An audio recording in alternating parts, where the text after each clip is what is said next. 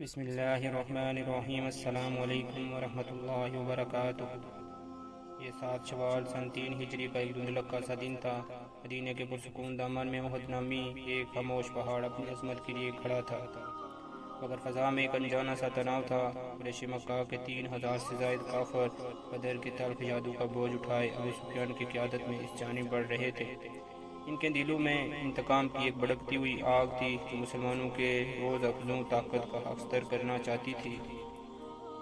مسلمان جن کی تعداد بمشکل 1000 تھی، ایک ایسی صورتحال سے دوچار تھے جن میں خطرہ ہر جانب سے منڈلا رہا تھا۔ ان کی صفوں میں کچھ ایسے بھی تھے جن کے دلوں میں یقین کی روشنی مدہم تھی۔ عبداللہ بن ابی اور اس کے 300 ساتھی منافقت کے پردے میں چھپے ہوئے ایک نیا امتحان لے کر آ رہے تھے۔ رسول کریم صلی اللہ علیہ وآلہ وسلم دانائی اور بصیرت کے پیکر نے اپنے ساتھیوں سے مشورہ کیا۔ فضا میں مختلف آراء گونج رہی تھی۔ بلاخر اکثریت نے احد کے دامن میں دفاعی پوزیشن اختیار کرنے کا فیصلہ کیا۔ ایک ایسا انتخاب جس کے نتائج مستقبل کے صفحات پر رقم ہونے والے تھے۔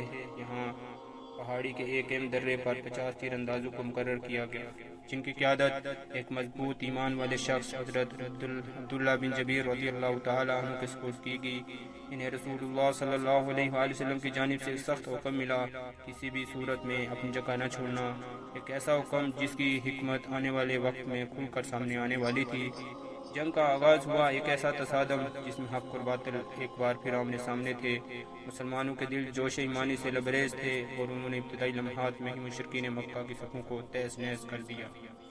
فتح کی ایک عارضی چمک دکھائی دی اور بہت سے مسلمان یہ سمجھ بیٹھے کہ مارکا اپنے انجام کو پہنچ چکا ہے، مگر پھر کہانی نے ایک ایسا موڑ لیا۔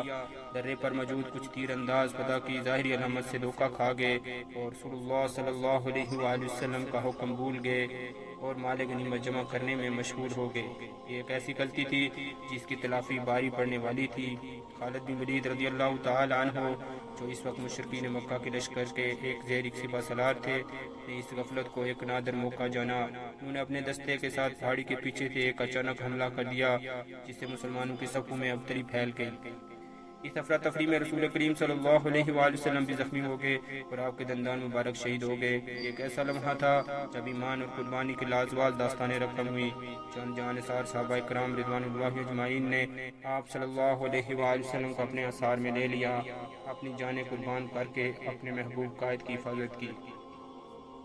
حضرت طلحہ بن عبید اللہ رضی اللہ تعالیٰ عنہ کی بے مثال جانثاری آج بھی یاد کی جاتی ہے۔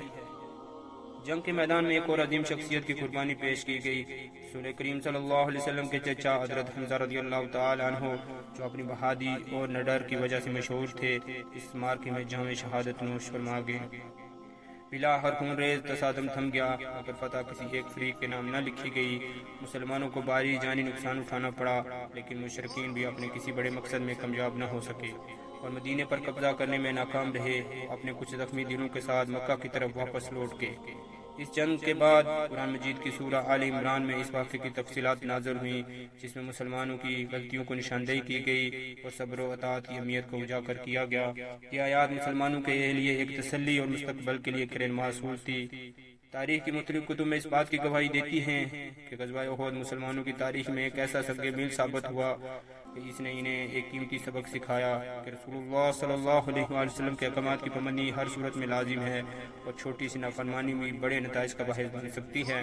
اس کے ساتھ اس مارکے نے منافقین کے چہروں سے نقاب اٹھایا اور مسلمانوں کو اپنی صفوں میں موجود کمزور عناصر کو پہچاننے کا موقع فراہم کیا۔ غزوہ احد بظاہر ایک شکست تھی، لیکن اس کے اندر صبر، استقامت اور ایمانی قوت کی ایک ایسی کہانی پوشیدہ تھی جس نے مستقبل کی فتوحات کے لیے ایک مضبوط بنیاد فراہم کی۔ ایک ایسا امتحان تھا جس نے مسلمانوں کو کندن بنا کر نکالا۔ وعلیکم السلام ورحمۃ اللہ وبرکاتہ۔